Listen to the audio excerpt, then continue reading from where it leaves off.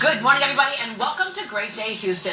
Our first guest is ready to fill your table and your belly with holiday cheer this year. Here to share all the flavorful foods and dishes you can choose for your upcoming Christmas dinner party is Chef Cheyenne with HEB. Hello there. Hi, Deborah. All right, I love this time of year because it's about tradition and permission. So tradition, those foods that you look forward to, not all the time, it's only that special time of year, right? And permission to do things that you don't normally do. Exactly. And so with that, I know that prime rib is something that it's a huge cut of meat, and it is an expensive cut of meat. Yeah, that's why a lot of people are afraid to attempt it because they're afraid they'll ruin it, right? Yes, and right now we actually do have it on sale. It's regularly $13.99 per pound, but we do have it on sale for $9.97 Which means you can afford to mess one up. Exactly, exactly. So with that, it's extremely easy to make. My rule of thumb is actually that basically you take however many pounds your prime rib is and divide it by 2.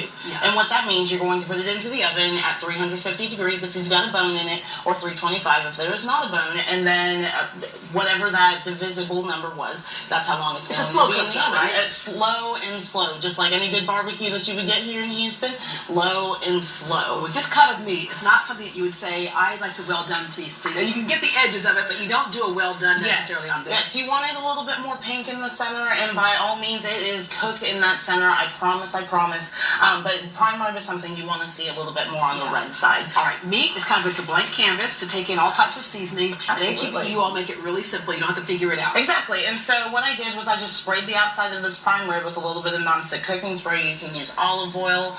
You can use any kind of fat just to put that on the outside. And put that on the outside for a couple of reasons. One, to sear, and the other so that your seasonings can stick to it. So that my seasonings stick to it. And then what we are actually using today is our prime rib and steak searing crust. Now this actually has some breadcrumbs in it, and it's going to give it a beautiful crust on the outside. And you're just going to season this very generously. I actually put mine over top of some onions. Now this is going to lift the meat up so that the bottom of it is also going to be nice and cooked as well. Yeah. And what's good about that, you say generously, because it doesn't have a whole bunch of salt in it. Yeah, it's not salty at all, which I really, really like. It's got a lot of pepper, it's got garlic, some roasted mushrooms in there as well, so it's going to just cover that and give it a beautiful, beautiful color on the outside. If you're intimidated by cooking, don't worry, because Adam's they figured it all out for you. They figured it all out for you, so you don't have to add any salt to this. I would add that at the end if you want to.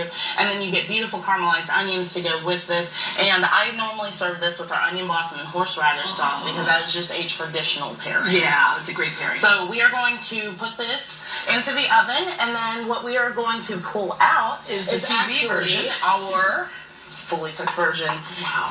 And so this is a beautiful, beautiful cut of meat right here, and you get a little bit of that fat cap. Now the fat and the bone is actually going to give you all of the flavor on the inside, and then the seasoning is going to give you all of the flavor on the outside. All right, so I am one of those people who likes things a little bit more well done. Absolutely. So you can always get that in there, so you can cut that.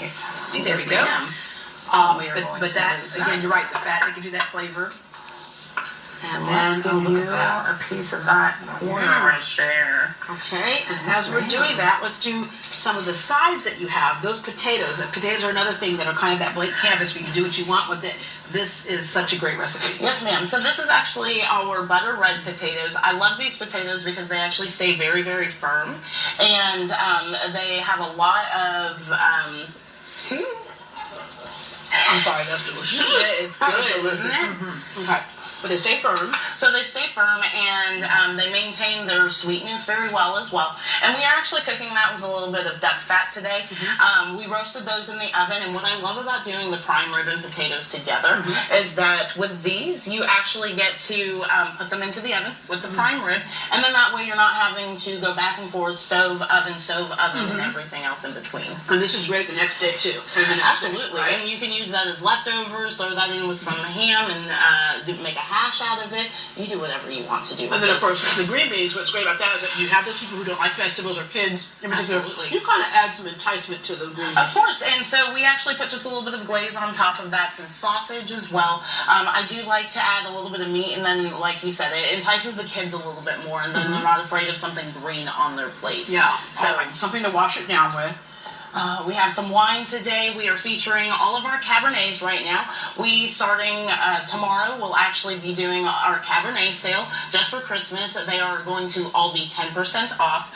And what you have today is actually going to be our Dragon's Tooth Trefethen Cabernet from Napa Valley. It is a beautiful, big, bold wine. Yeah, very, very good. You have a great wine selection. You have people in there, sommeliers, who can help you pick your wine. Of course. You have the cooking connection where you can get cooking ideas to help you kind of make cooking easier, right? Yes. And since it is the giving season, HEB gives to this community so much. But you also give us as shoppers something all the time. There's always sales in the store, the whole bit. For more information on deals at HEB and on Cooking Connection, you can visit HEB.com. Why did you decide to become a chef?